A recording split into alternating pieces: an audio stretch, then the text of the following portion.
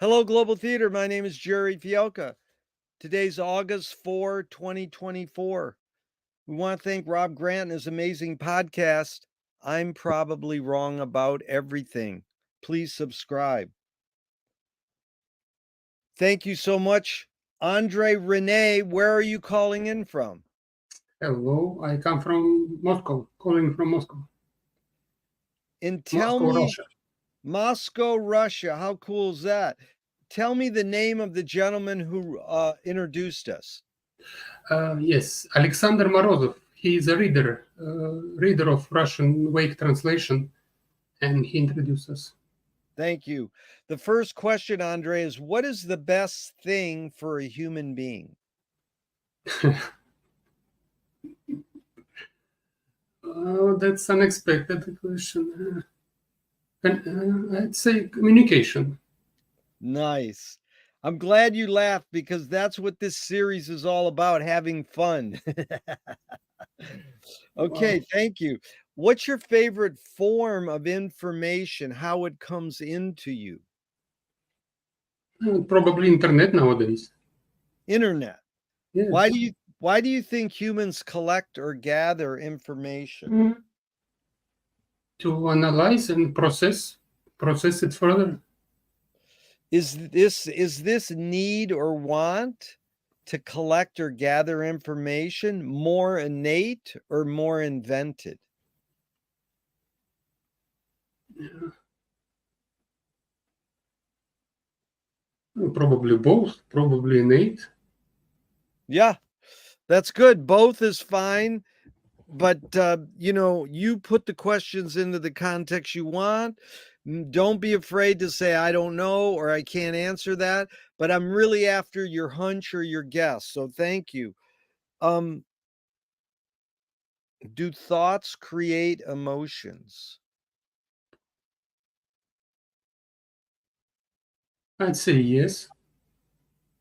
Well, it's hard to think of a context to elaborate on this question, but I'd say Right, right. But again, you put it into the context that you that's want. just too Yeah. wide. Would it no, but it doesn't have to be wide. It can be, oh, studying physics, I can answer it this way. Studying Joyce in the Wake, I can answer it this way. Studying my relationships with my family and friends, I can say. So you put them all into the context that you want. Mm. Okay, so now fill in the blank. I don't know what I think until I. Can I have this again? Fill in the blank. Yeah, yeah, I don't know what I think until I. yeah. Oh, I'm kind of lost in this in the question. I understand the question, but I don't know what to answer. Oh, that thought process. I'm just lost in it. Because it's like this. McLuhan says, I don't know what I think until I say it. Joan Didion says, I don't know what I think until I write it.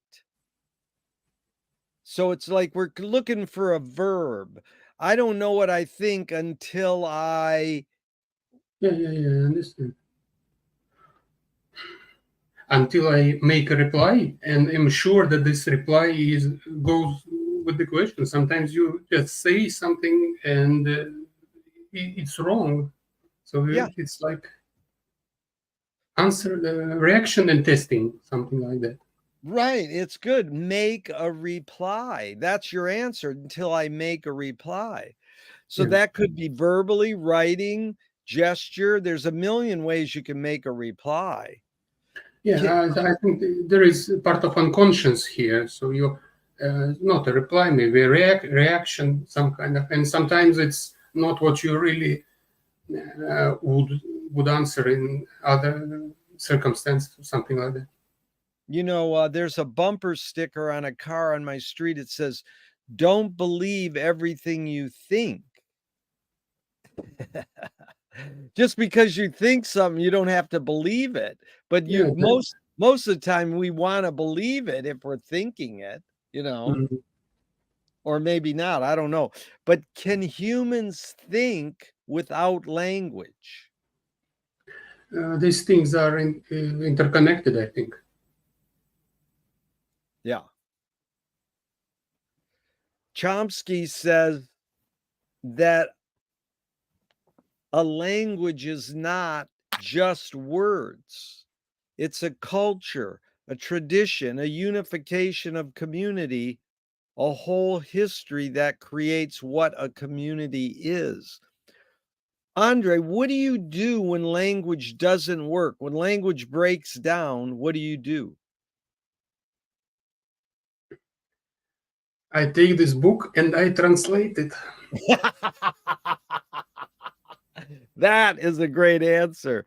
Your observations of humans in general, are we more thinking beings or more feeling beings? Feeling for the first part. Yeah.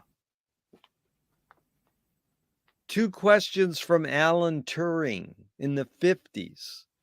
One, is thinking a function of the soul? This goes a bit back to your previous question that language is part of culture, because such thing as soul is not something we can describe. It is described differently in different religions and cultures. What was the question? But that's all right. You got it. If you're at the store and you're talking to the clerk and the language breaks down, you can't, there's a communication breakdown. What do you do? Try again. Try maybe you ask some other person Right. to participate. Second Turing question, can machines think? Oh, it is a big question nowadays. Lately. Uh, Not in the same way as we are, but in some way, certainly. Do you more pursue happiness or more pursue meaning? Well, happiness comes after pursuing something and reaching some goals. It's not you don't pursue happiness for itself. For itself, yeah, Yeah. because Viktor Frankl wrote a book, Man's Search for Meaning. And he says happiness doesn't tend to last, but meaning tends to last long. Generally, yes. Yeah. Okay, you touched on this one. Does the brain more detect consciousness or create it? Like, is consciousness there bubbling away and we're more so detecting it, or are we more so creating it? Now I'm thinking to put it into context and to have some answer on that. It's hard to answer.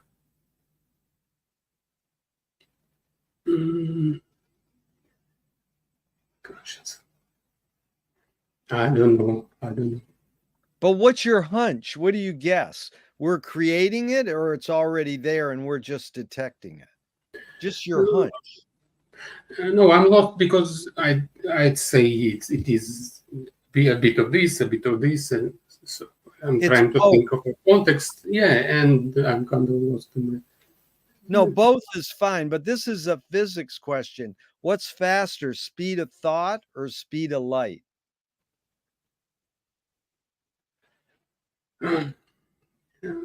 Yeah, this I think this is a tricky question because it's obviously we are taught we learn that the speed of light is the fastest. So if it is if you ask it as a question, so there probably may be another answer to this.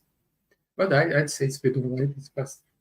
You said But the question is interesting. I mean, no, it's interesting, but what's your hunch? Speed of light or speed of thought faster? speed of light. I'd say speed of light. Oh, speed of light. Okay. Okay. The poet Audre Lorde said you can't dismantle the master's house using the master's tools. Her colleague Yvonne Rainer said, oh, you can if you expose the tools. What new tool do you suggest? For the first, when you started the question, I was thinking about translating wake. And translating wake, you learn all the instruments you use. You learn most of the instruments that are useful for the translating of wake. You learn from Joyce, from the wake. So exactly as was said, you use master's tools to dismantle the master's work, or how it was. And the second part, how did you say? Well, that's very interesting. Let's clarify that. You're saying that Joyce put the tools to translate the wake in the wake. Is that what you implied? Yes. It's an interesting thought, because when I was starting, when I was just opening the wake, reading first pages, and when you find some word plays that you understand, and your first thing you think that is untranslatable. It's just there are some famous examples where I can't think of something, but it's hard word plays, and if you just take them and think of translating it, it seems that it's impossible.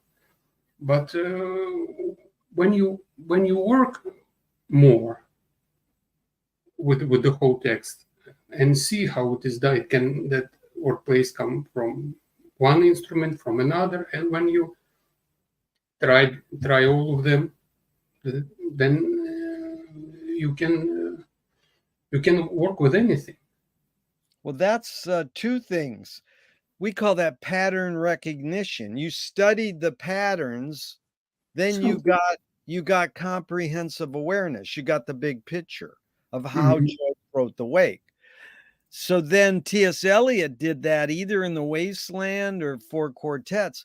He put in the text of the poem how to understand the poem. Joyce certainly didn't do that. Joyce didn't do that. Did not do that.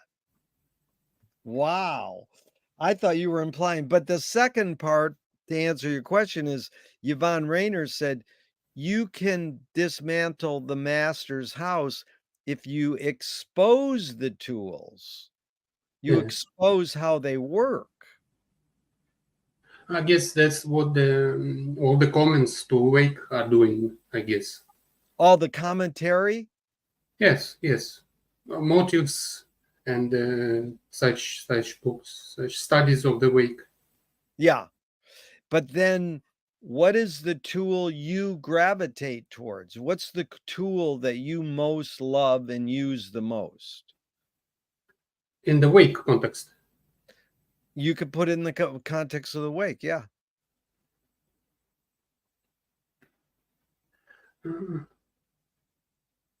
Like not working locally, but work with the whole. Something. Working with the whole is the tool you use. You mean the bit comprehensive? Yes, I can give an example. There is Liverpool, an English town. It is used in a wake around 7 times. So when you got the question how to translate it, first you think that it is not the question, but when you look at it in the context of the wake, it is used as a Liverpool as a river pool. It is the wordplay with rivers, with waters, and when you take the Russian word for the town, it has nothing to do with that. You can go with it. So you think in the context of the wake, and so in my translation, for example, I think more than half of the place names are changed. For example, the beginning, the first page, the first lines of Finnegan's Wake, brings us to house, castle, and environs. House, castle, house, castle. I changed the name.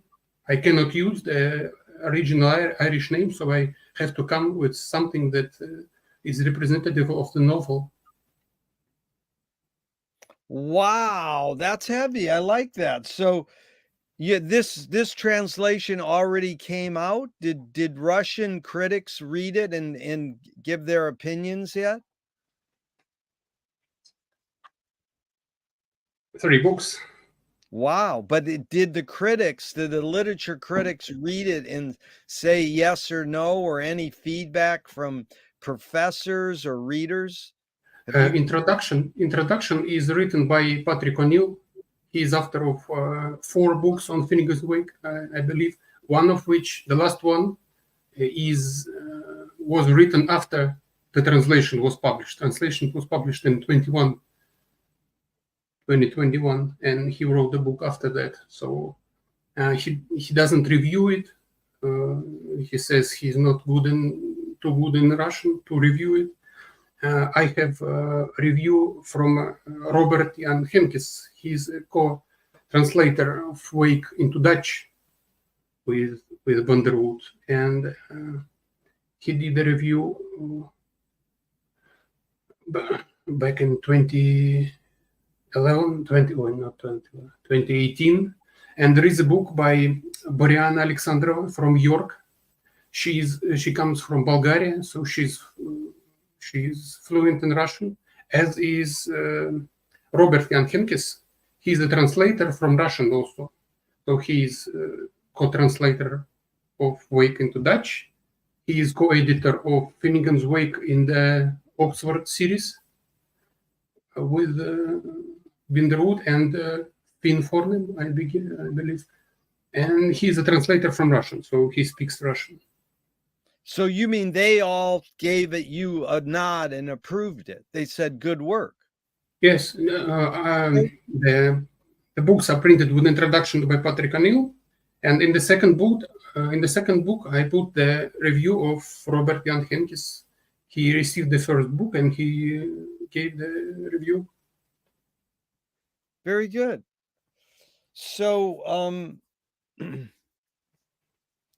the tool you gravitate towards in particle physics, what is your main tool in that profession?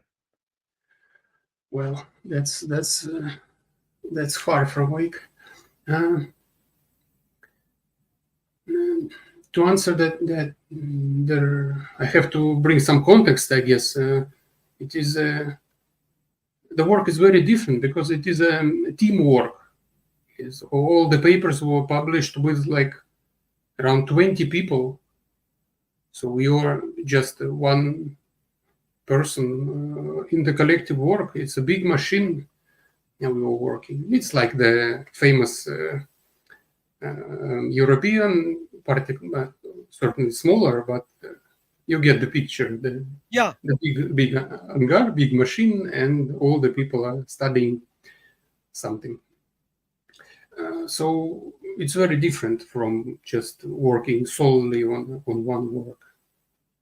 But so you're saying your main tool is language, communication, writing, experimenting? No, I am saying that it is really different in physics and in translating way. But something common is probably gathering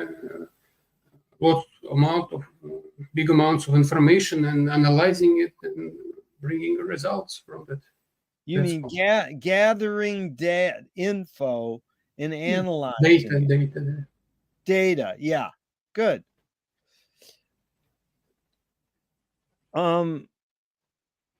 What new toy do you suggest? What's a toy you gravitate towards? If we are talking generally, probably it's computer games nowadays.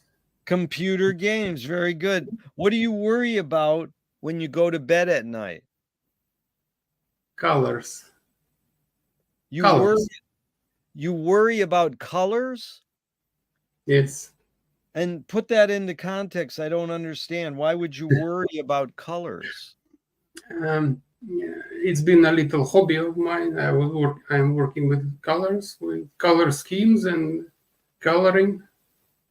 Not not coloring, not painting something, but working with harmonical use of colors and something like that. And so when you work with something like that for a long time, for long periods of time, it kind of sits in your head. And when you go to bed, I had this one a funny moment. I was like going to sleep, and I was thinking of this dark purple color, just not consciously, just after the several hours working with colors. It probably just was in the eyes, and I caught myself thinking that I'm like looking at this color, and I'm thinking, yes, this color, nobody used this before. I will make it mine. You will invent a new color. Yeah, and it was like unconscious thought, and then I kind of understand what I'm thinking, and it was funny, like That's this. very good. Okay, so do you know Rimsky-Korsakov? Yes, Yeah, composer. because he said that certain notes were certain colors. It's like synesthesia. Yeah. Well, it is. I said I'm working with harmonical models, but there are differences. There are something common there. Yeah. Okay, Marshall McLuhan learned from Ezra Pound that artists are the antenna of the race. They're broadcasting and detecting the hidden psychic effects of our inventions, so we might learn how to cope with what we don't like about our inventions. So, in the regards to the wake, Joyce was like broadcasting how language affects us. And then I asked you the question, Andrey, that Marshall McLuhan asked his whole career. Why do we ignore the hidden psychic effects of our inventions, even though the artists are broadcasting them to us? It's interesting when you were beginning the question. I remembered a very similar quote. It comes from Plotinus. It's theology, and it was a comment from a translator, from Russian translator. In the book, there is a comment, and he says that surprisingly, the modern today's view of the world, like philosophy, like not world building, the view of the world, philosophical view of the world, comes not from philosophers, but from science fiction. Yeah. It's interesting that it is said in the book of theology by a translator. It was like his side comment, because he said science fiction, they work with new inventions, with information about new inventions, but they put them in a general context, like try to implement them theoretically. So that, and you said, why do we ignore them? What was the question? Why do we ignore them? Even if let's go back for a second, Andrey, because I missed who said this? Not philosophy, but from science fiction. Who is that again? It is a translator of Plotinus. Oh, I believe it's the name. It's the theology author and Russian translator made this comment. Made this like general comment in the book. This translator in Russia said that. Yeah. Okay, so that's good. Now, so yeah, why do humans in general ignore that? Yeah. Well, there are lots of reasons for reaction, because all new inventions, they cut old jobs, and for example, cutting old jobs, old professions, Yeah. Like today is the big thing with the artificial intelligence. So there are many people who try to legislate it not to use it, right? Yeah. Well, what are you more afraid of old ideas or more afraid of new ideas? Both. Very good. Um, do artists have moral obligation? Uh, it's a good question to think for, for yourself, and like you ask yourself often about, like, in a cinema, with music. Sometimes you get used to some music, then you come later. I mean, the music that I was listening in the teens, it was in English. I kind of understood it. I know the language, but then later you can listen to the lyrics, and you say, "Oh, that's kind of awful." Kind of awful, yeah. Jello Biafra in a punk group in San Francisco saying "kill the poor," and he was meaning kill poor people. He was being sat. It was satire. But a couple months ago, a guy shot a poor person in America. I says, I hope he wasn't listening to Jello's song. Yes, but after some accident happened, it's usually musicians are to blame, and you ask yourself a question, and maybe it is a bit of their fault, maybe not. Yeah. Not sure. Um, can you conjure up your earliest memory ever or one of them? Uh, an interesting question. There is one memory. It is not the earliest. It is quite early, and I remember it because it was a farmhouse uh, in the village. And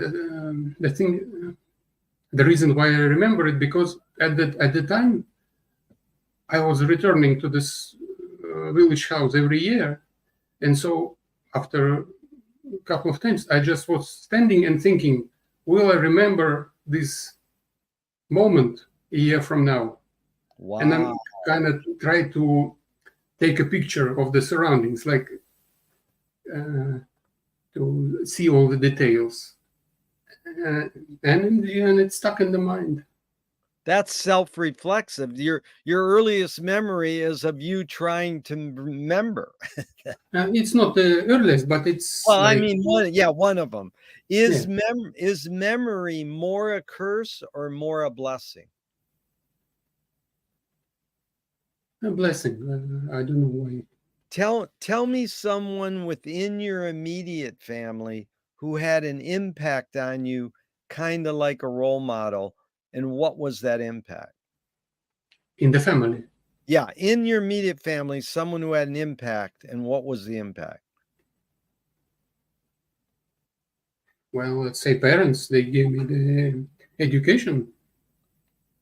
Your parents is the education. Okay, now outside your immediate family, same question. Mhm. I'd say local friends. Friends, what'd you mainly get from your friends? I mean, the whole time we were growing up together, all this time. Did your parents raise you a particular religion?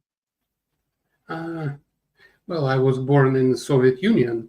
It was, it didn't have a religion, like a state religion or something. And so after that, the religion wasn't strong also. So mainly no, mainly Do no you religion. do you pray? Now, If God exists, what would you like God to say to you after you die?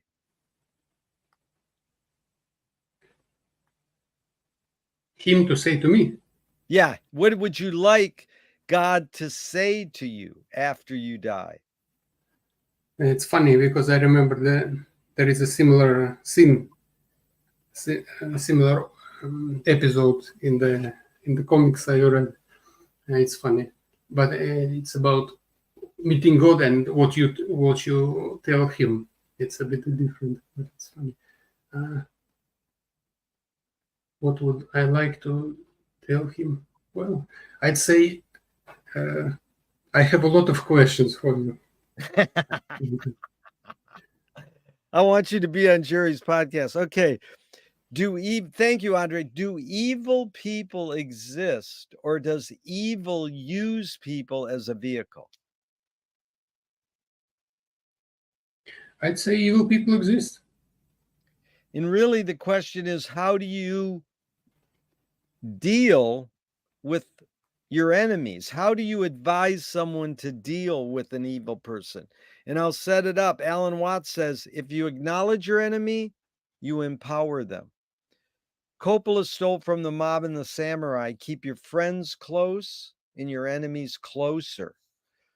JFK said, forgive your enemy, but don't forget their name. And Fellini says, I need an enemy. So it's a lot of thoughts. The basic question, Andrey, is how do you advise someone to deal with an enemy? But first, how would you respond to Alan Watts? If you acknowledge your enemy, you empower them. Well, with the most of these comments, I think the idea of an enemy is too wide, and not just wide, but there are like enemy like a competitor. There is enemy like general enemies, like who is against your work or whatever. And these are different things because with competitor you can work together, you can change something, you can, if it's I'm thinking in the business context, for example, if you think in this context, there are competitors, there are something bigger companies, there are smaller companies, and many of these things you can call them an enemy or consider them like an obstacle or something. So it's hard to generalize after that. I mean, but let's go to this, because Nassim Taleb said games were created to give non-heroes the illusion of winning. In real life, we don't know who wins or loses, but we can tell who a hero is. And then Gregory Bateson, the anthropologist, says, if the criminal gets caught, does he go, whoa, my criminal skills weren't up to snuff? Or does he go, I did something wrong? There's a lot of prompts here, but the basic question, Andrey, is, does punishment work?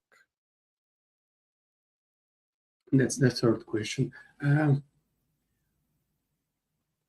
I'll start with the end. The punishment. Well, I guess the punishment works better than we want to acknowledge it.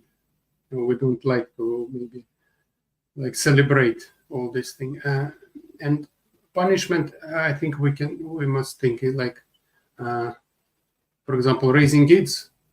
Today's concern is like more soft, because like the English proverb say, like you spoil a kid, spare a rod, and you spoil a kid, right? Yeah.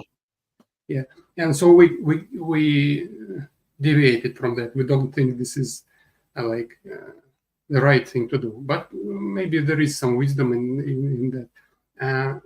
This is like punishment, but there is a punitive system, which is a different thing, right? And so it is interesting because it is a common theme in Russian literature. For example, the last novel of Tolstoy is about prisons, it is about the whole punishment system. It's called I guess it's Resurrection, the translation, the last novel of Tolstoy. And his reasoning is interesting. The hero, he goes with the prisoners. He has some connections there, and he's not a prisoner, but he goes with them, and he sees that the roads are, the prisoners are not treated well. On the hot days, some of them die, and policemen just escort them and they go to Siberia by foot, basically.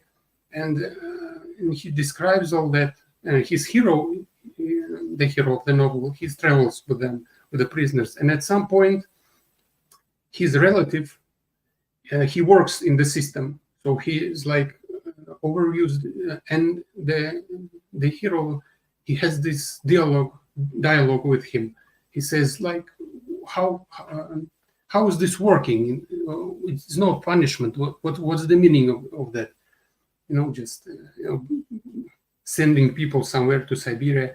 And his relative, I don't know, uncle or something, and he said, like, what do you suggest? Should we plug their eyes out like they were doing in the Middle Ages? And the hero says, yes, that would be brutal, but that would have some meaning. What you're doing just have no meaning. That's his reflection. What is Tolstoy trying to say to the reader in the long run? Is he being satirical and exaggerating to make a point, or is he saying, yes, maybe harder punishment is better?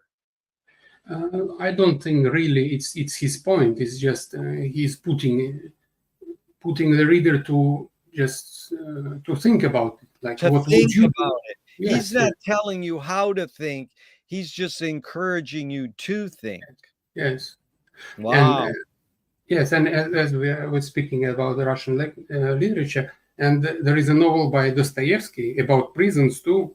He was himself a prison, and his main idea is very interesting. He said he worked with the prisoners. He was sent to, like, working. I don't remember, they were cutting wood or something. And his main idea is said the biggest punishment for a person is to make him do work that has no meaning, a meaningless work, like bring a box to one place and then bring it back. It just destroys all the meaning. That's an interesting. But you live in Russia now. You've lived there your whole life. Are most your peers, your friends and family, doing meaningful work or meaningless work? I can't think of anyone doing meaningless work. Well, it's funny because working in physics, there are lots of jokes about because this all these types of research is kind of sometimes people are skeptical about this, and some catching some particles, and you need to do all this. So it is a meaningless in a way, but you get some results that you can't get from anywhere else. Yeah. T.S. Eliot said the person had the experience but missed the meaning. So some people live life and then they miss the meaning. Well, if the living is okay, I think it's a good enough meaning. Right. So it leads perfectly, Andrey. You must have ESP. James Joyce was the first movie projectionist in Dublin, Volta Cinema. He basically checked out. He said, this is stupid. Why should I go inside a building and see a movie of a tree when I can go outside and see a real tree? Years later, Faulkner said sometimes the best fiction is more true than journalism. Why do we have to recreate things in order to get them? Why do we have to go to a theatrical play of people acting out life? Why don't we just live life? Interesting question. It's just only yesterday I was watching this series called Love, Death, and Robots. Have you heard of that? It's a Netflix Okay, series, yeah. and it is animation, a 3D animation, and it is so good. Like it is so detailed that you're looking and you like, is that animation or is it people staring? Like Yeah. it's so good, and then you like ask, what's the point of that? Like doing so, the animation is so good that you can't tell it from a person. Like, why don't you film a person? Right. Like it's first reaction, and of course it's a great animation, but it was just yesterday, and so going back to the question of why do we like fiction and not real life? Right? Yeah. Well, I guess the real life doesn't present us with good stories. It has very bad drama, and it has absolutely no poetry. So that's basically what's fiction all about. Yeah. It's just it's the textbook definition of literature. Tell us your life story, like your path. What was the tipping point to be in physics, and what was the tipping point to do Finnegan's Wake translation? What'd you study in school, and then where's your tipping point? That's my calling. That's what I want to do. That's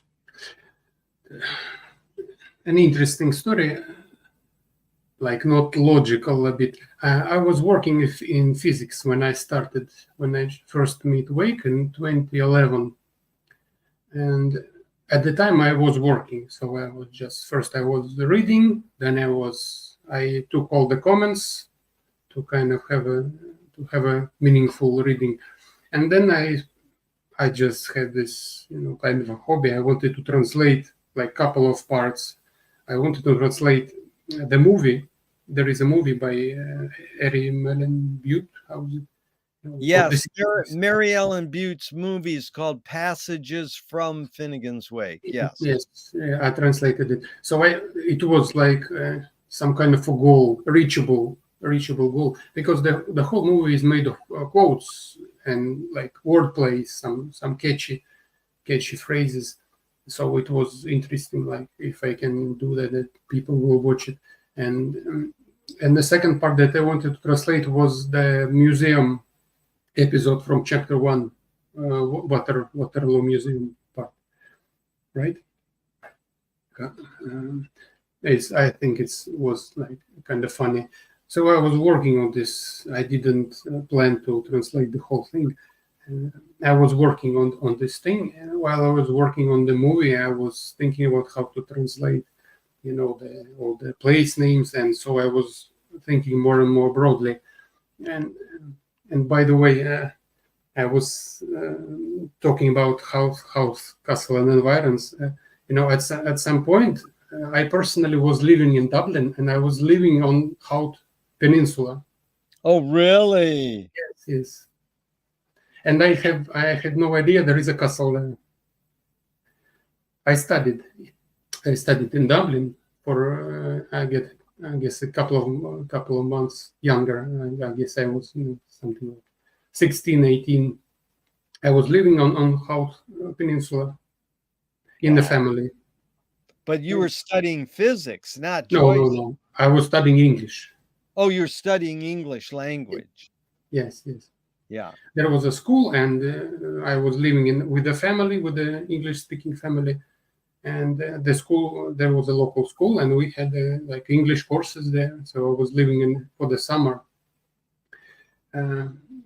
So that was a bit of the question. So yes, I was when I was working in physics, I started with Finnegan's Wake, and then at some point around 2012, there were problems with our machine where we were working, and around for a year, we basically there was no work because of the machine. It's like a huge machine, and it had some technical problems, and we for a year we we did like this and that, but it was like lots of free time. So I was focusing on Finnegan's Wake, and so I brought some materials. I like was broadening the whole work, and like it was. Then the next goal was to like do first chapter, then first book, and so I worked for a couple of years on that, and then the whole thing just there was a year of pause. Then we had some projects trying to run this and that in physics, and then the whole thing ended. And I was around 2015, and I was like with this big work on Wake, so I focused to finish it. And I wasn't working in physics like after 2015. Right. So this is screenwriting teacher taught me great art is when you can clearly see the intention of the maker. Stanley Kubrick says the opposite. Great art is when you can clearly not see the intention of the maker. What is your intention in translating the Wake? What's the motive, the intention behind translating the Wake? Wordplays. It was like wordplays, the puns. The puns, yeah. Yes, because when I was first, like I said, I first like when you look at them, you think it's untranslatable, but then you think if you can say it in English, you can say it in Russian. You just have to like work on the context, and you have something similar. I always think especially when people say something like, you see this wordplay and it's obviously you can translate it, but I think it's the same with the poems. You take some rhyme and you say, whoa, this is untranslatable. There is a famous textbook rhyme by Byron. Ladies intellectual, inform us truly, have they not handpectual? This line. Ladies intellectual. So he rhymes one long word with a small, like several words of one syllable. Intellectual and handpectual. Right. And when you think about it, it's like obviously untranslatable. But when you think of like a poem, and you think of can you have something like that in Russian? Of course you can. Of course you can. There's no limit. But Yes. Andrey, Duchamp said there's no art without an audience. How much are you thinking of your reader when you're translating the Wake? Well, this question of readers and Joyce audience, I think the whole trick here is that Joyce's audience is Ulysses' audience, and the whole point of Wake is like make fun of them. Can we say? That's good. And because it's not because this is some kind of it's only because it's too wide. The book is popular, the audience is too wide, so you don't even need the Finnegan's Wake to make fun of them. You don't even need the Wake. But yeah. this is funny because I'm curious, your history of Joyce. Did you just start with the Wake, or did you know about Joyce before? Did you read any Joyce before you got into the Wake? No, of course. But interesting, at some point I was like thinking, where did I know about Finnegan's Wake? So I have some suggestions, some thoughts about that. But first, of course, I read Ulysses. Ulysses, Russian translation is very good. It's done by a person from physics also. And it has elaborate commentary, very good commentaries on the theology or the symbolism. It's very big commentary. And I was hold on, that was required in school, or no, did you do that? Why did you pick up Ulysses? It wasn't for school. Why did you pick it up? What started you on it? Well, I guess it's hard to miss the Ulysses. It's like one of the most famous novels of the 20th century. But generally, the books that I was reading, they come from interesting list. There is a company called the Teaching Company. They doing the lectures, and some of the lectures are available. Some of them are not. But they have this not guidebooks, like textbooks that like tell about the lecture, like the short version of it. So, for example, they have some course on, for example, American literature of the 20th century, and you can like download, buy 20 lectures, or you can have this short list, and it will just give you the list of the books they're talking about. Yeah. So I have several these lists, like I said, the famous literature of the 20th century, of modernism, of American literature. And so I have this list of books that are talked about, that are famous. When again, Ulysses is not some unknown book.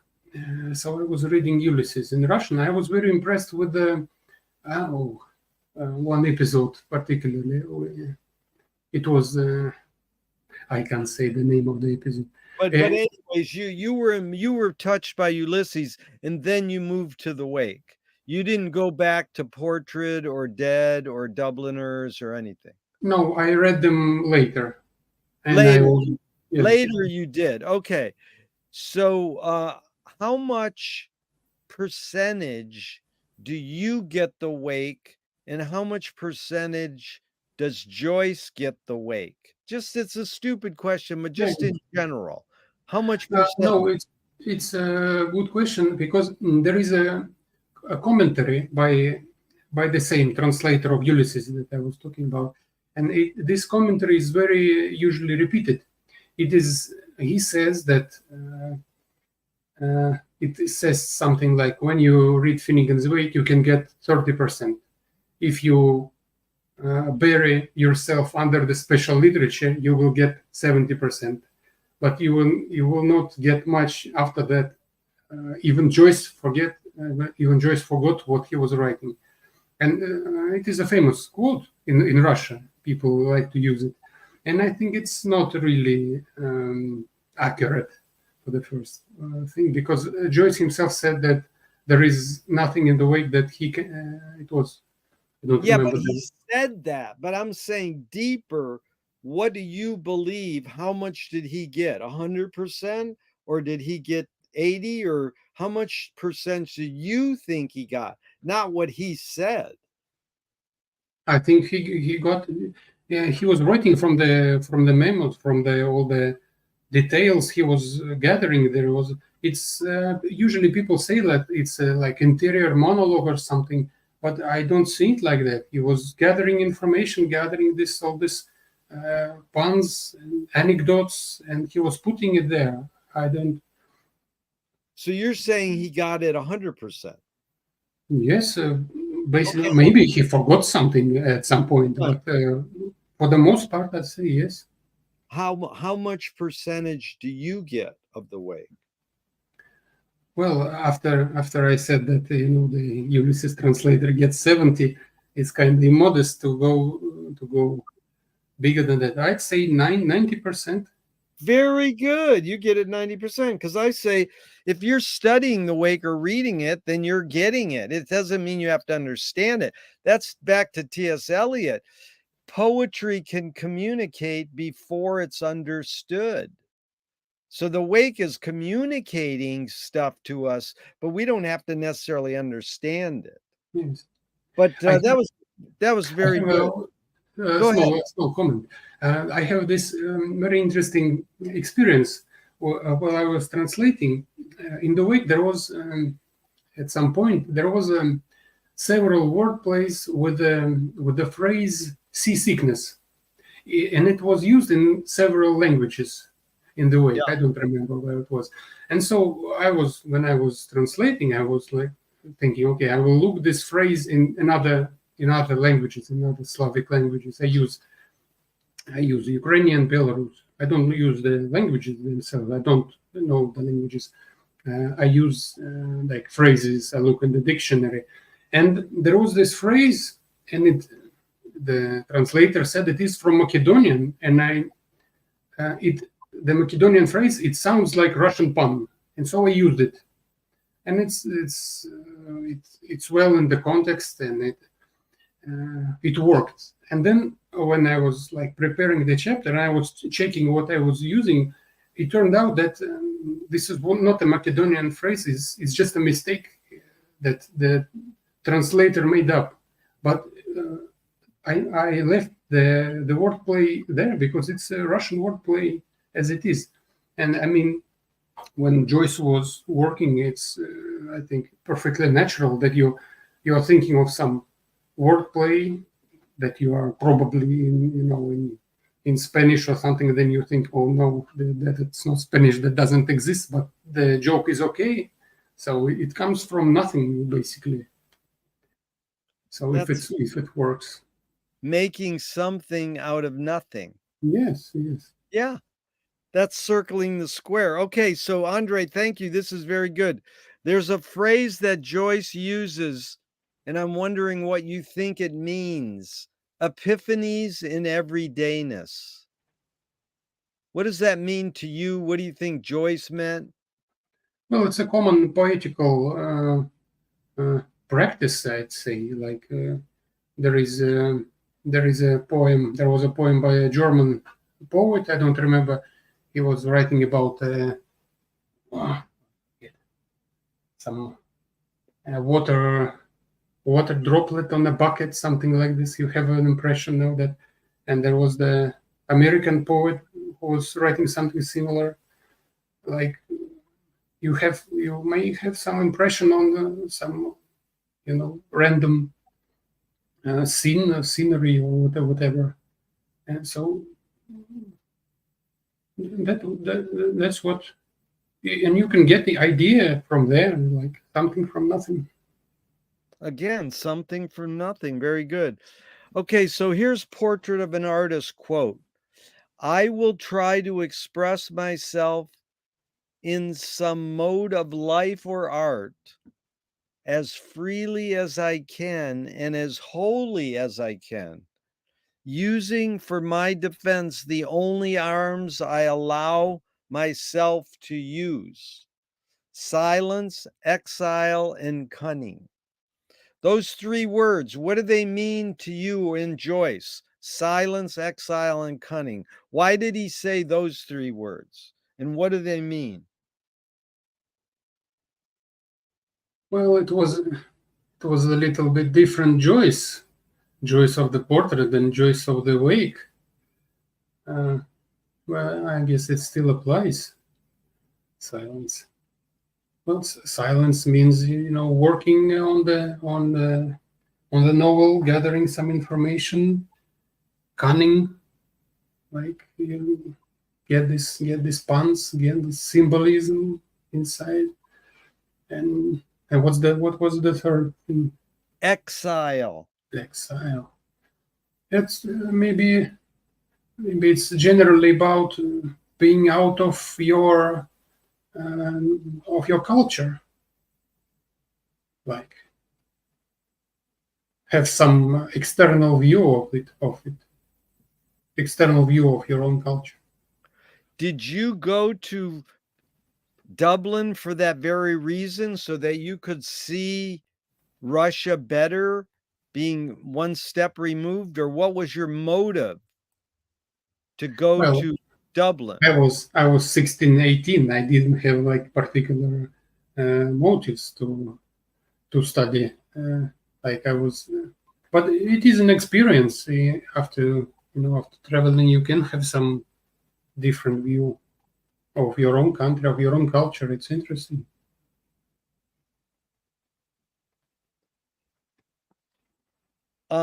Here's another line from Portrait that I'm curious your reaction. Welcome, O life, I go to encounter for the millionth time the reality of experience, and to forge in the smithy of my soul the uncreated conscience of my race. So there's a couple things in there. What's smithy of my soul and what's uncreated conscience of my race? I go to encounter for the millionth time the reality of experience and to forge in the smithy of my soul the uncreated conscience of my race. What's that mean, Andrey, to you and Joyce? Well, it goes with the previous question of exile. When you like leave your own culture, you don't like you don't have conscience of it. Like you don't criticize your traditions, your everyday practices.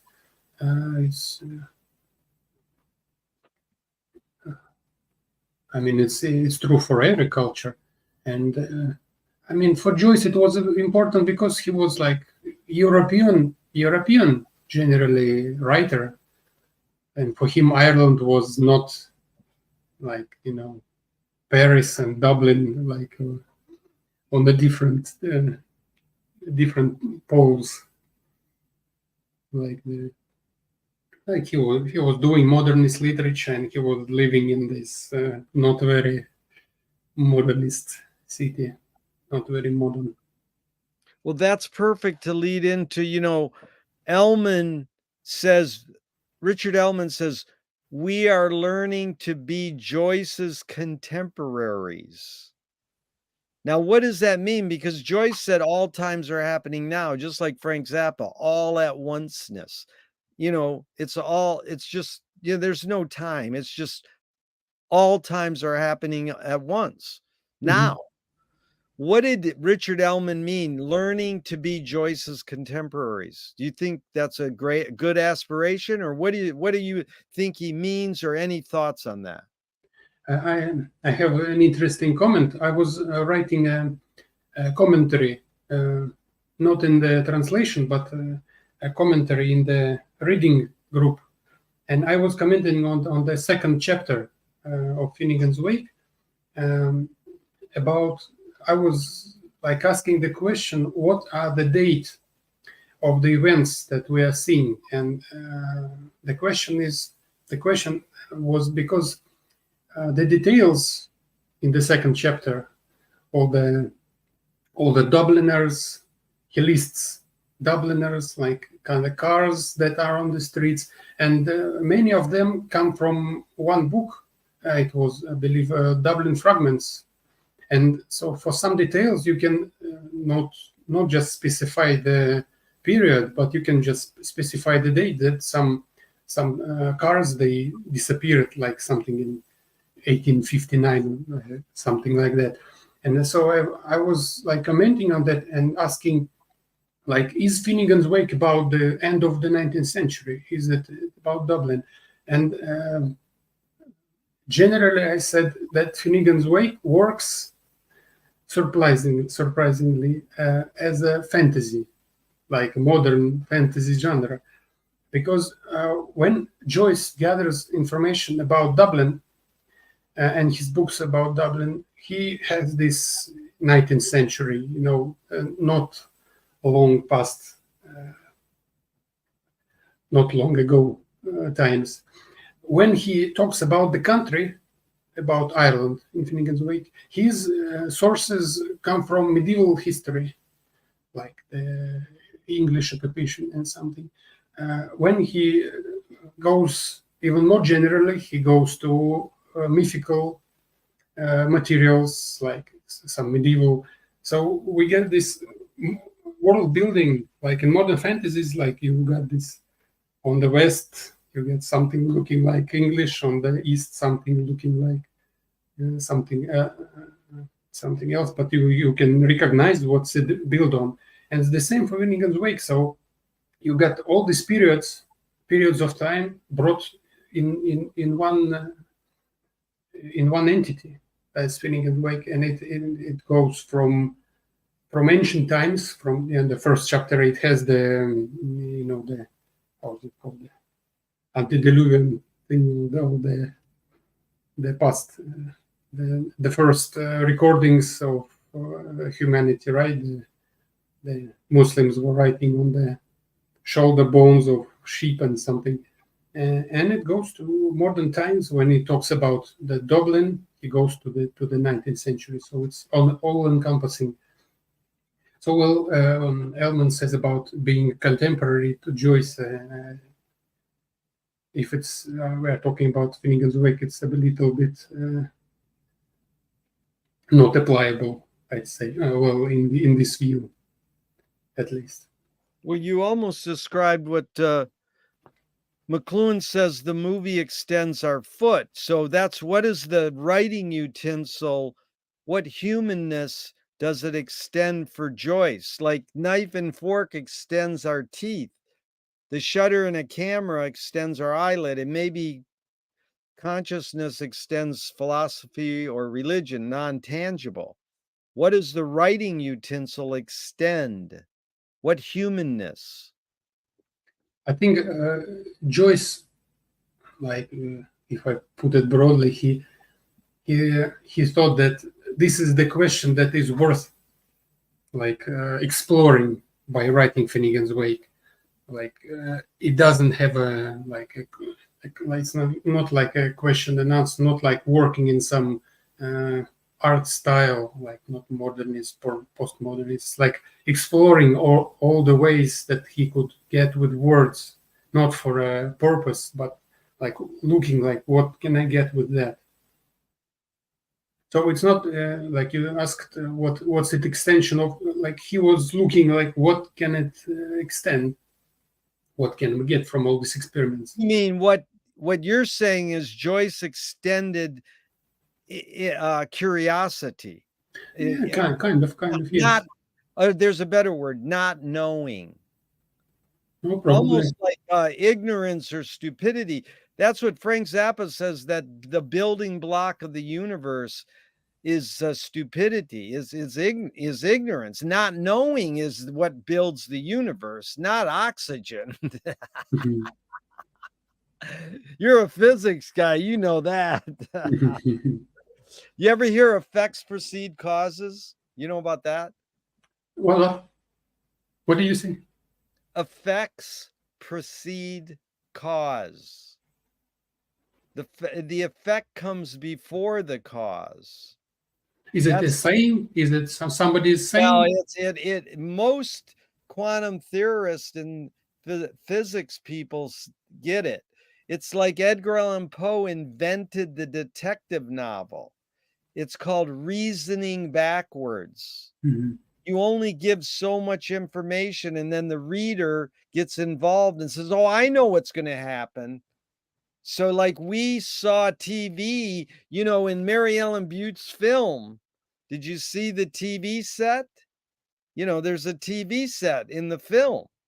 What's about it? I don't remember. And so oh yeah. Well, anyways, Judge Finnegan's Wake is about TV. It's about electricity. It's about the radio, and the effects it had before. TV was just being invented in 1939, but yes, Joyce was already showing you the effects of TV.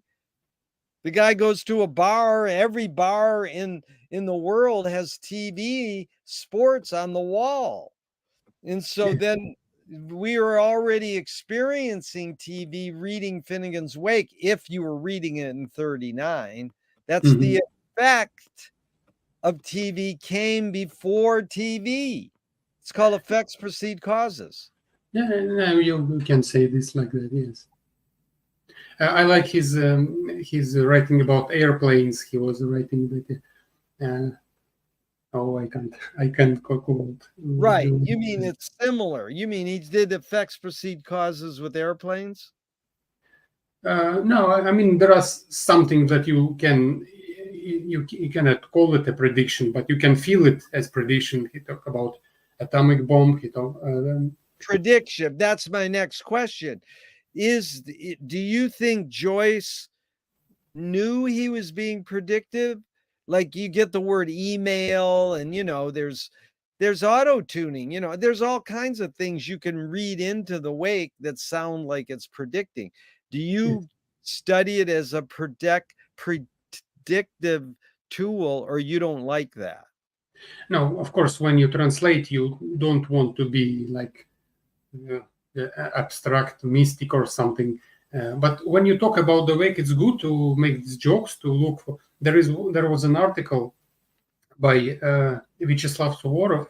He's a proofreader of the translation of Russian translation. He worked a lot on that, so I will mention him here. And he made the whole article about this predictions, predictions in Finnegan's Wake. And In the wake, he made a whole yes, article. Yeah. it's funny what you can find them there. Yeah. Google Hey, or something. Andrey, so in that regard, what made James Joyce a unique writer? DNA, environment, upbringing? I know it's all those, but what is your thoughts on what made him unique? What's the major elements? Well,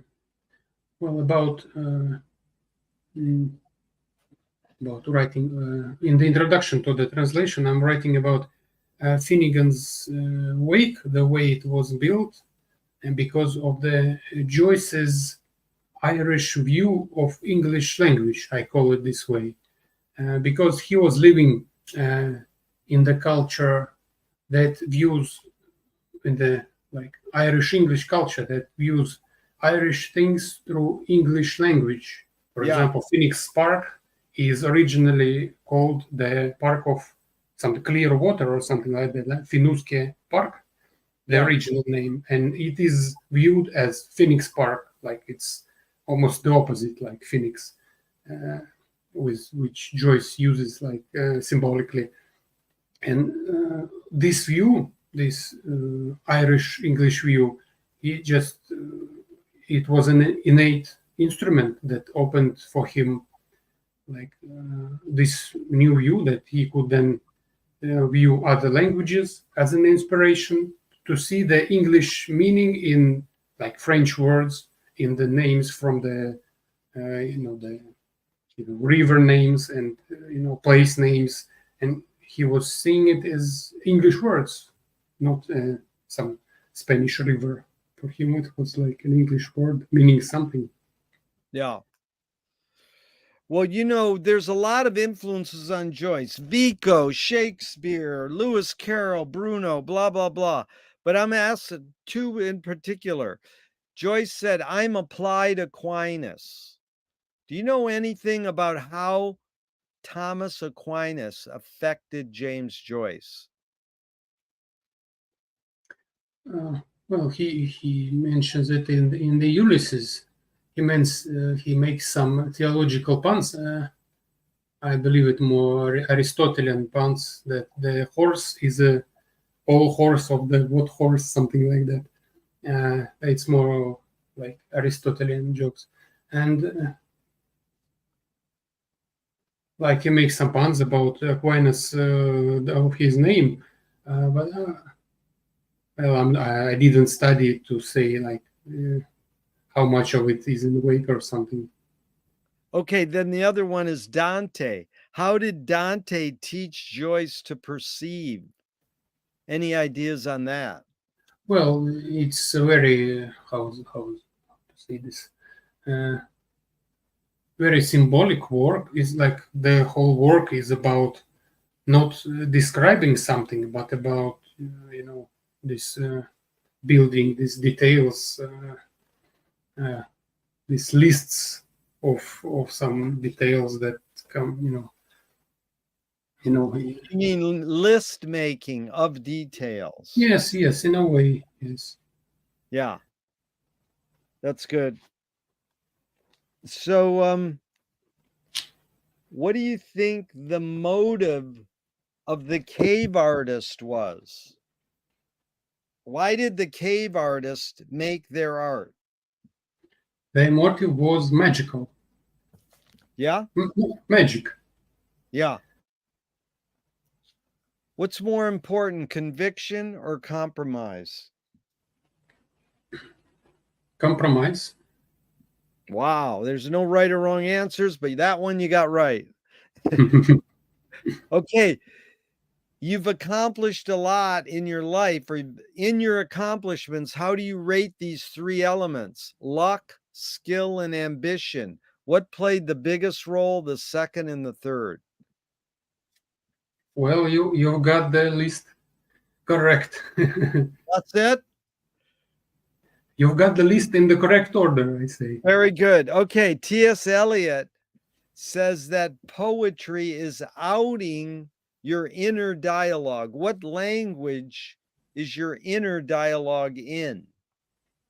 Well, sometimes when you write in English, sometimes you reflect, you think in English.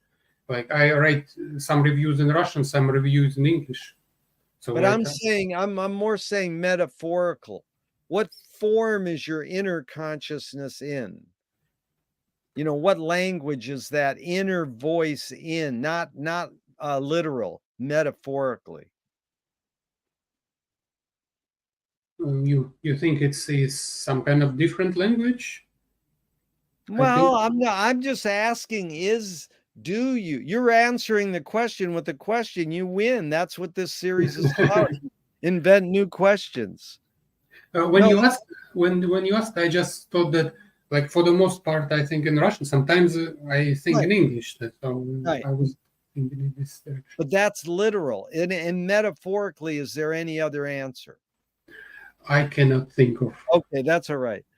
So, two of my film heroes have a mantra: ignore yourself. There is no self expression.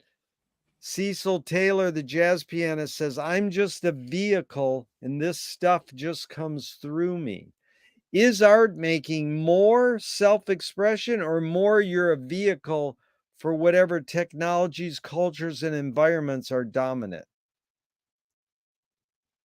Well, for some artists, I mean, for Finnegan's Wake, it doesn't look like Joyce was like just gathering some impressions. Like it was the opposite. He was like working on some particular details. But But it's is not. that you have to translate that, Andrey. You're saying Joyce was more self-expression or more vehicle? I don't see that as a like contradictory.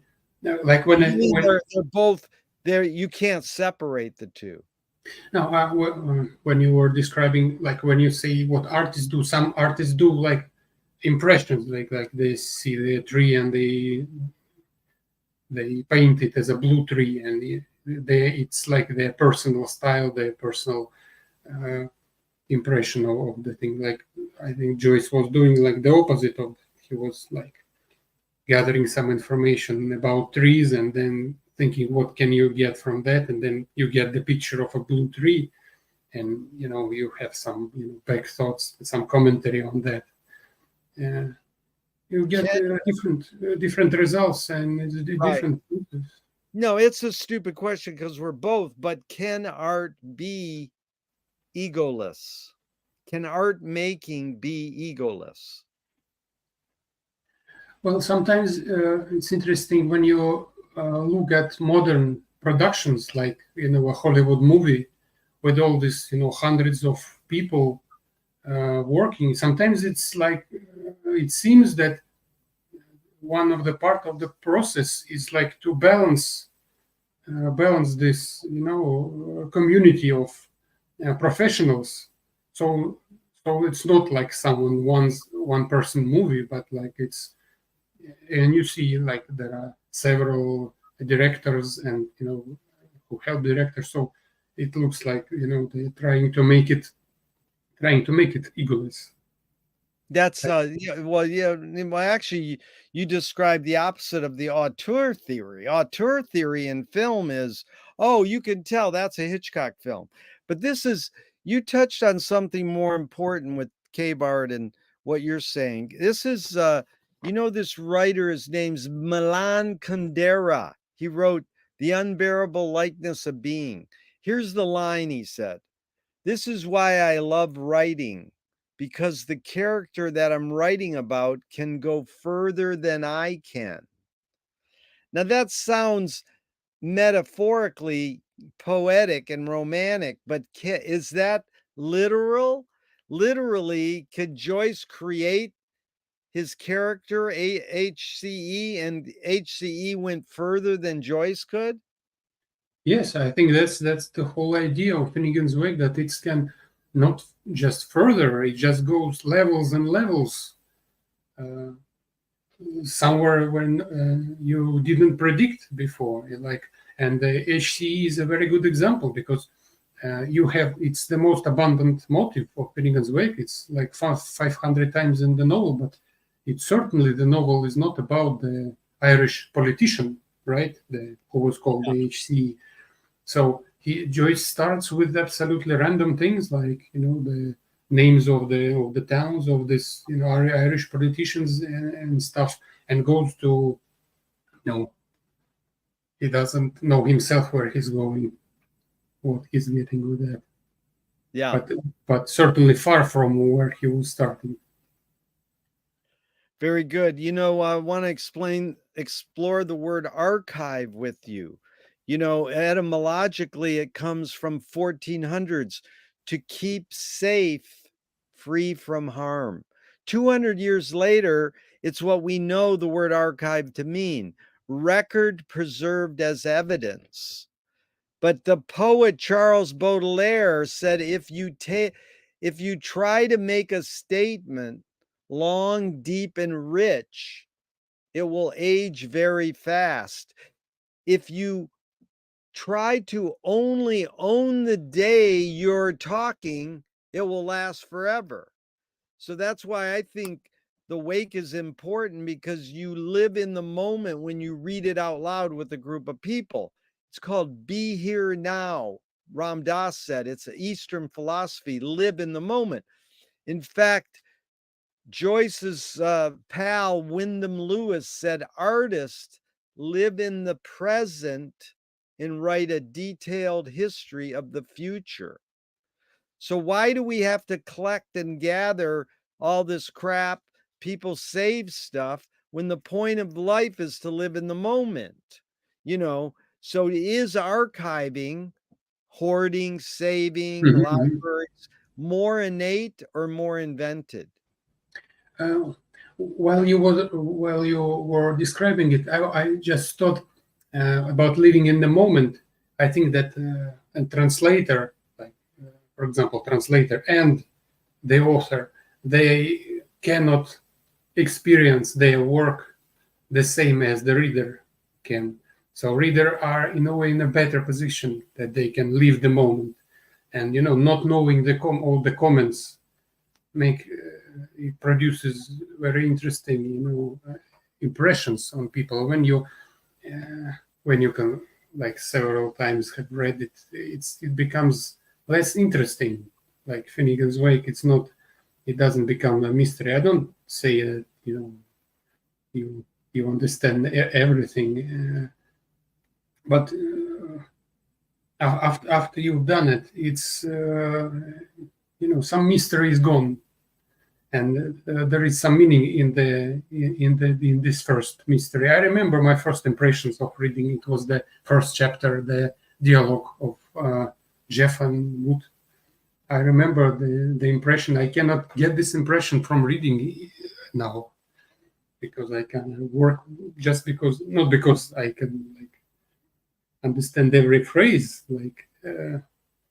like this phrase should couldn't have been different, and this phrase like that, but it loses the effect, some effect.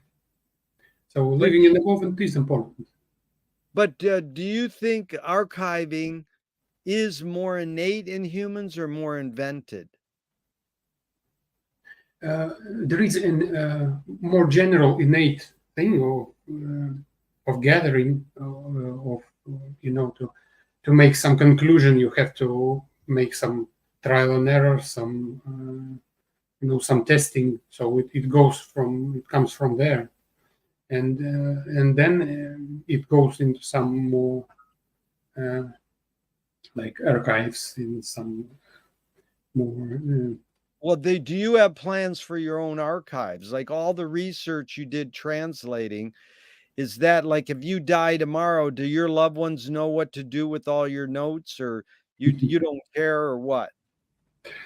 Uh, well, well, I'm not a writer, I'm a translator. I don't have that kind of important materials. I mean, we are lucky that we have all the Joyce's notes. I cannot imagine what we would do with Finnegan's Wake if we didn't have them. All the, the some notes from some newspapers from, Connacht in the 19th century or something like that. That would make a very different book. And when people talk about Finnegan's Wake, like, you cannot, they're talking of that kind of book that, having a book as it is, opening it as it is meaningless. It is, it doesn't make sense, and it looks like Joyce forgets something. But when we have all the materials, it's a little bit different. It's much different. The book Yeah. is much different than that. But as a translator, I don't have much that I've got all the commentary. They are all online, so everything is there. But what if they turn the cloud off or the internet shuts down? Then it's all gone? Well, then Russian translation of Finnegan's Wake is not the most important thing to be lost, I guess. Yeah, but the book will last. That's the thing.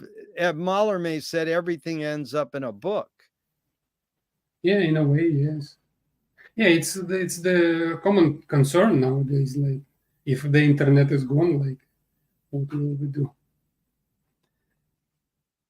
Moshe Feldenkrais works with healing and movement. He says it's literally possible to identify a weakness and incorporate it to become a strength, rather than we're normally taught to overcome a weakness. Tell me a weakness you turned into a strength. Weakness. It's, well, it is a common saying that that laziness. Oh, I forgot the saying, like from laziness comes work or something like that. Yeah.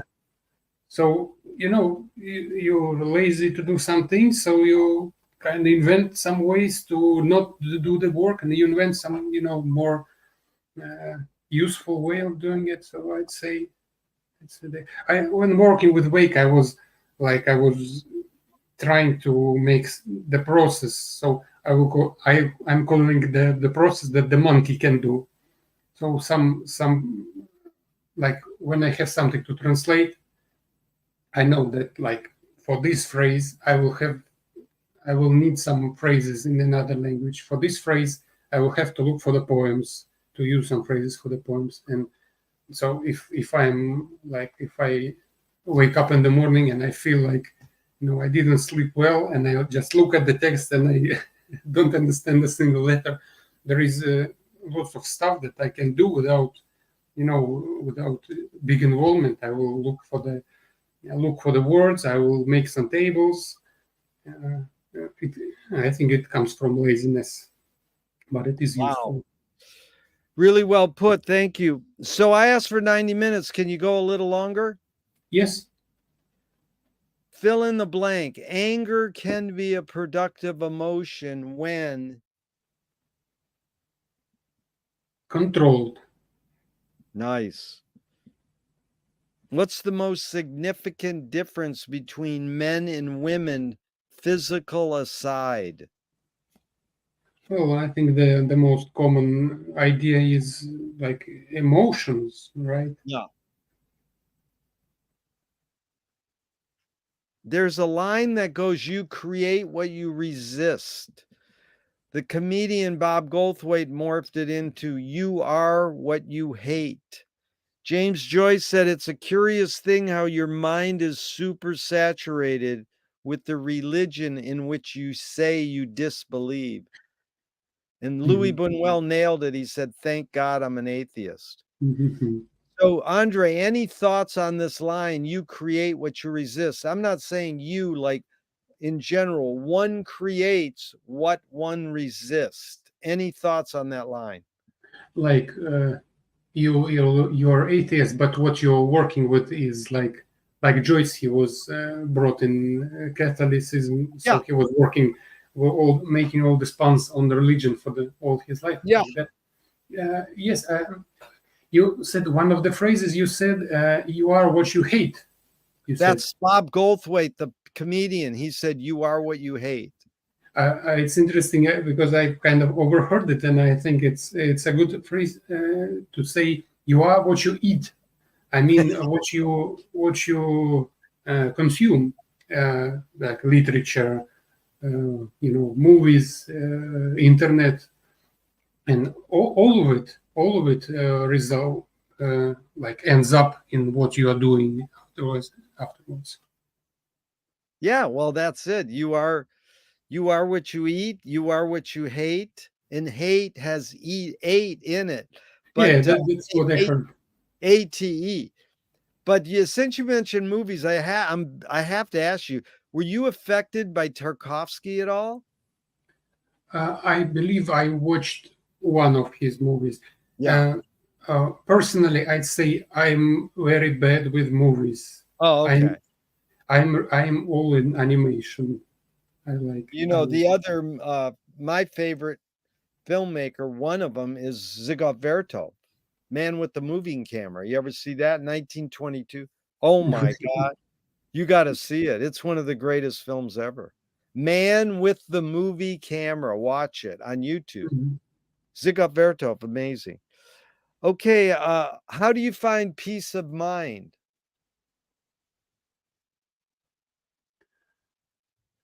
Well, it's interesting. When I was starting working on the wake, I have this. I cannot say I remember the feeling, but I remember my comment to my feeling at the time. At the time when I was first finishing the first episodes, I did the movie and I put it online, and I had some readers and stuff, and I had this feeling. I cannot say that I remember the feeling itself, but I remember my comment. I was going in the park and I was burning trees with my aura. And the reason is that when I translated the movie, it goes in the context of the whole novel. So when I did the comments to the movie also, and there's all the motives there. So for the person who worked with Joyce, like for example the translator of Ulysses, by just looking at one page of that, you can see that the work of the novel on the Finnegan's Wake, there was a big work on that. And when people don't react to that, you kind of, well, of course you understand that people are not really familiar with such thing as Finnegan's Wake, and you cannot really wait for for a review of Ulysses translator. It's kind of industry thing, seller of, it's a bestseller, and he wouldn't just praise some self-publishing in the internet. What I was saying, yeah. So there was this not just feeling, but this comment, like I was angry that there are no Finnegan's Wake readers around, like something like that. But it's really ended with when I got the comments from the professionals. So I was, but it's interesting to remember that. Very good. Yes. So here's 5 Alan Watts questions off the top of your head in just a couple words. 1, who started it all? The first man. 2, are we going to make it? We should. 3, where do we put it? Where it belongs. 4, who's cleaning it up?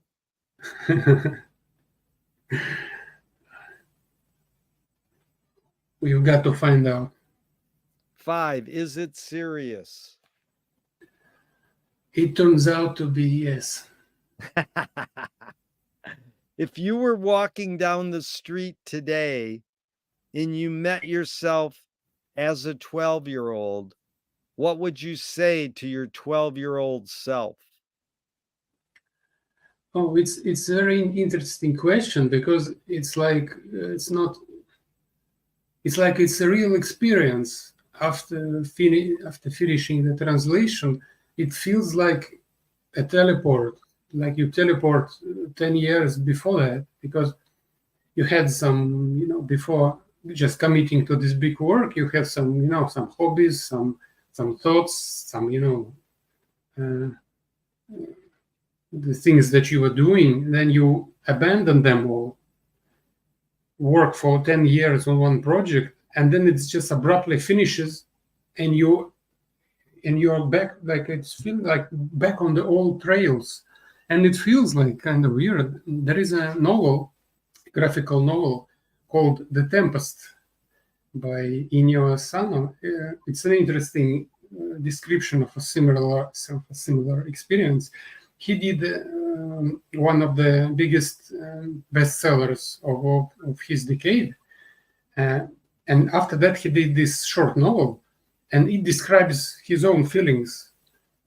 He draws this picture of an empty table where he was working, and he comments on it like, when I finished, it was hard to breathe.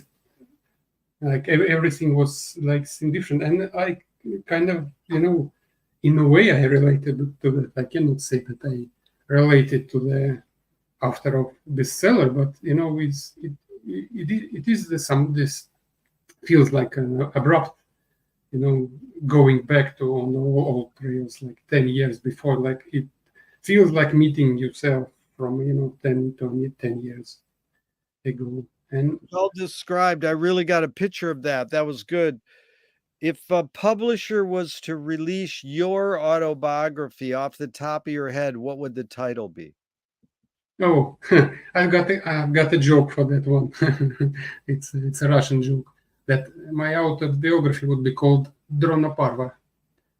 Well, it is a Russian pun.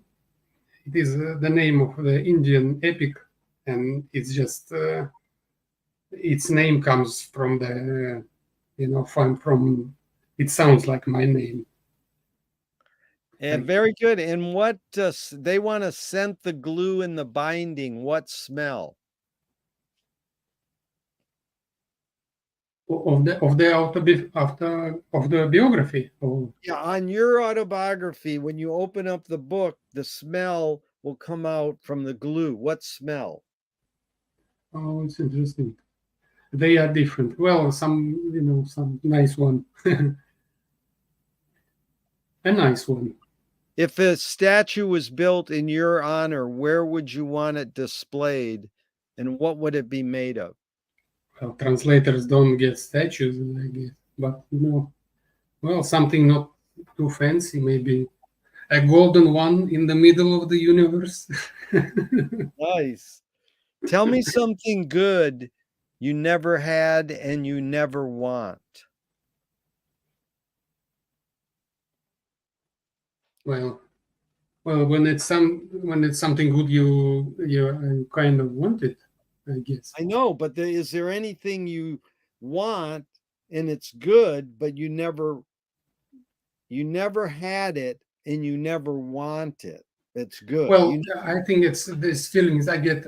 I get these feelings when I see some fancy fruits, for example. Yeah, They look interesting, but yeah. If you were in a vat of vomit up to your neck and someone threw a bag of shit at your face, what would you do? well, I don't remember how I dealt with that the last time, but I'm sure I will kind of rule the situation. I never had that answer, Andrey. That was good.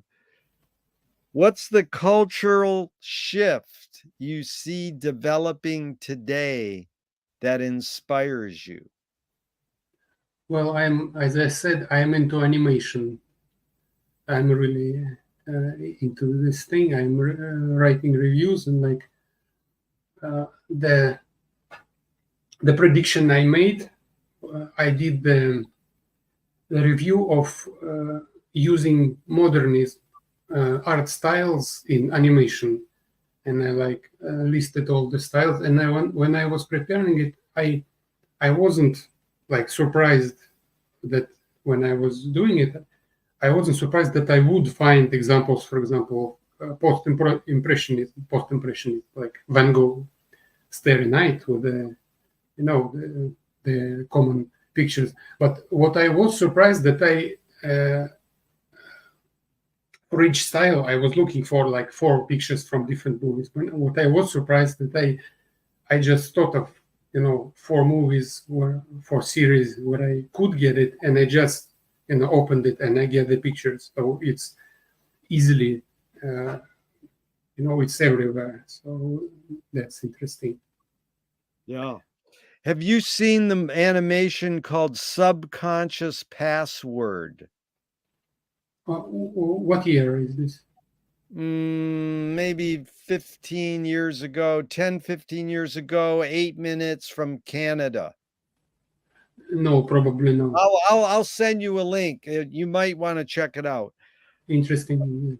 Oh yeah, okay. I'll send you links. So what's a question that remains unresolved for you?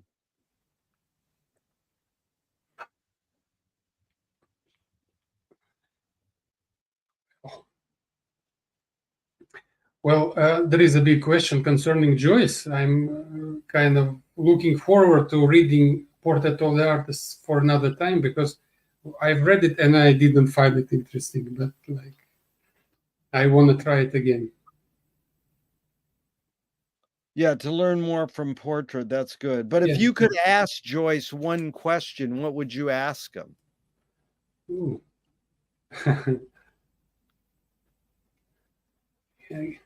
Can I get your autograph?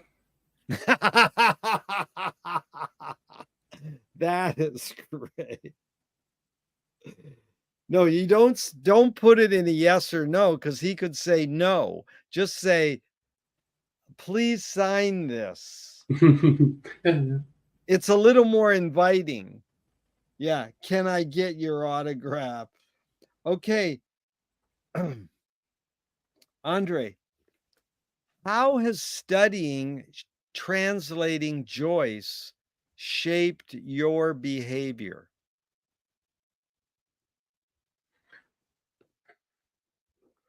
Well, when I was like working in the beginning, I just learned how to work, but the kind of the back result of that is like all this is like the physical work for the most part. Like it's you just get tired if you don't work in the right way. It's about work and rest, and I just had some moments when some periods when I was just working.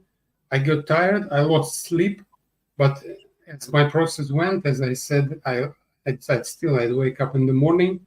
I didn't have good sleep, but I still have things to do tables, and like it's just physical exhaustion. So I just learned how to work, but it's not work with the text. It's just physical. But you're saying you learned how to improve your work habits? Yes, how to balance work and rest. Yeah. That's I would tell students, get your job and your life as mixed up as possible. Because people are, okay, I go to my job, then I go home and not to have my job. But if you have them like this, like a web, then it's not like you can appreciate. That's why music is the best, because you play music, you don't work music.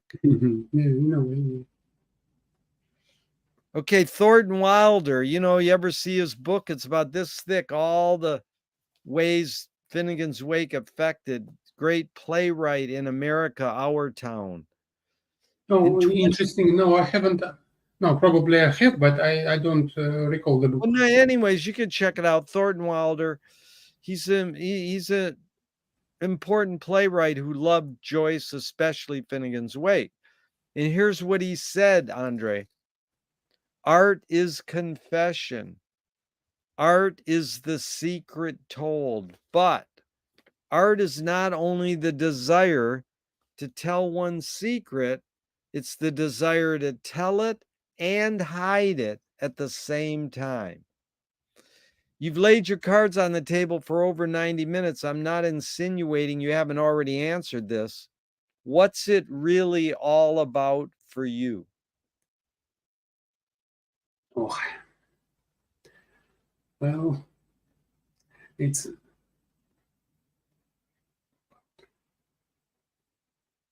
well. I'm glad I finished the work. I just have this, like still to this day, after 3 years, I have this feeling like if I don't have some, like I'm not finishing it, like it's still, I still have this feeling.